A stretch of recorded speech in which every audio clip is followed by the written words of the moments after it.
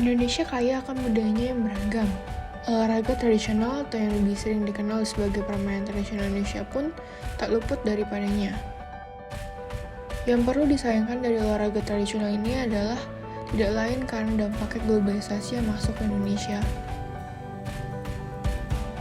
Globalisasi pada akhirnya akan menurunkan pengetahuan serta antusias masyarakat lokal terhadap tradisi juga budaya Indonesia.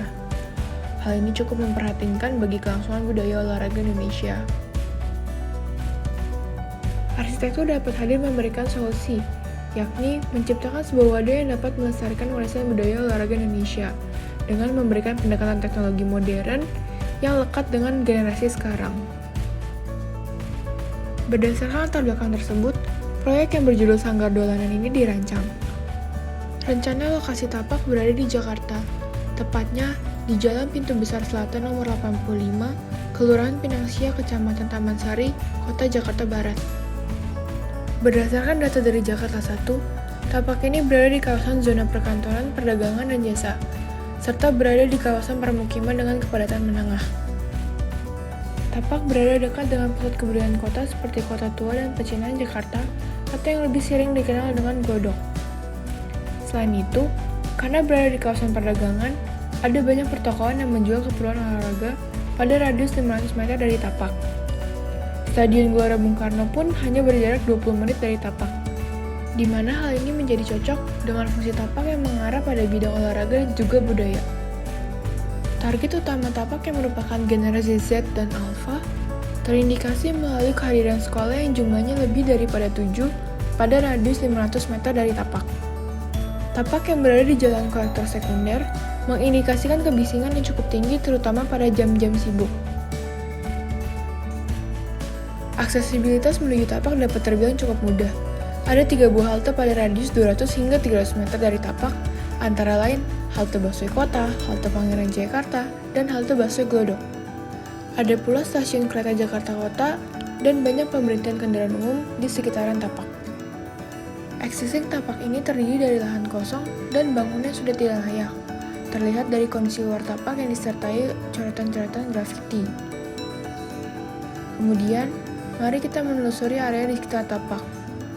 Area di kiri dan kanan tapak merupakan bangunan 5 lantai yang berfungsi sebagai kantor dari sebuah PT, toko peralatan dapur, dan hotel bintang 1.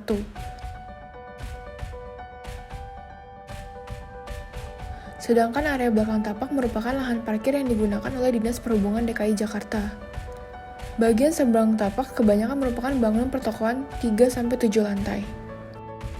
Keadaan jalur pedestrian di belakang tapak sangat memprihatinkan.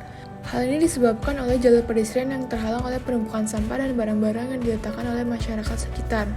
Sedangkan jalur pedestrian di depan tapak dipenuhi oleh seniman jalanan dan pedagang kaki lima. Area vegetasi sekitaran tapak pun sangat minim dan jauh dari view yang menarik mata. Mari kita lanjutkan dengan konsep bangunan, program, serta rancangan gubahan masa bangunan. Bangunan akan menerapkan konsep sebagai berikut. Pertama, akan adanya pemusatan program dan pola aktivitas di dalam bangunan. Kedua, public space dibuat bertumpuk agar tercipta plaza yang menarik. Ketiga, adanya jalan di dalam bangunan untuk menjaga konektivitas antar ruang. Keempat, program akan dapat mudah di-reorganize atau dipindah sesuai kebutuhan dan waktu pengguna. Kelima, adanya rem besar untuk memudahkan perpindahan vertikal, serta area penyimpanan. Kemudian, dibuat courtyard sebagai public space sekaligus point of interest bangunan. Lalu, courtyard ini akan memberikan penghawaan yang baik bagi bangunan, dan yang terakhir adanya thematic passageway di pinggir bangunan untuk memberikan kemenarikan di setiap tema yang disajikan. Program utama bangunan merupakan sport center khusus untuk olahraga tradisional Indonesia yang didukung dengan program hybrid, yakni movable, communal, and commercial space, di mana program akan dapat berganti sesuai waktu dan kebutuhan penggunanya. Metode desain spasial naratif yang diterapkan dapat terlihat dari ruang-ruang yang bercerita di setiap bagian lantai bangunan. Lantai pertama akan ada bustling hub, yakni open plaza yang connect dengan area existing tapak, berisi kegiatan yang mencuri perhatian saat memasuki tapak. Di lantai kedua akan ada area bermain dan belajar mengenai olahraga serta kultur tradisional Indonesia. Kemudian di lantai ketiga merupakan area simulasi beberapa olahraga tradisional Indonesia dan juga dilengkapi indoor auditorium sebagai area performance. Di lantai 4 terdapat sport dan training center yang terdiri dari fasilitas olahraga untuk melatih diri juga sebagai ruang komunal untuk mencoba olahraga tradisional yang dipertandingkan mulai dari skala nasional hingga internasional. Untuk lebih detail, program dibagi menjadi 4 kategori sebagai berikut.